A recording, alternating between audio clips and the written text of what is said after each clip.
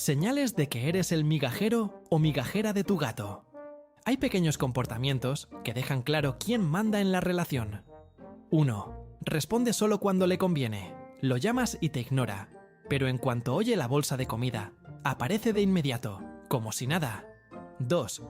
Él decide cuándo hay cariño y cuándo no. Se acerca para caricias y, si te adelantas, se incomoda o se va. 3. Te entrena con maullidos. Cambia el tono hasta que te levantas y haces lo que él quiere.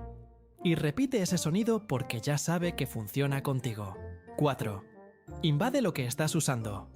Teclado, celular o cuaderno. Se vuelven su lugar favorito justo cuando estás ocupado, obligándote a detenerte y prestarle atención. Si te reconoces en varias de estas situaciones, la respuesta es más que obvia. Entonces, ¿eres migajero o migajera de tu gato? Deja tu respuesta en los comentarios.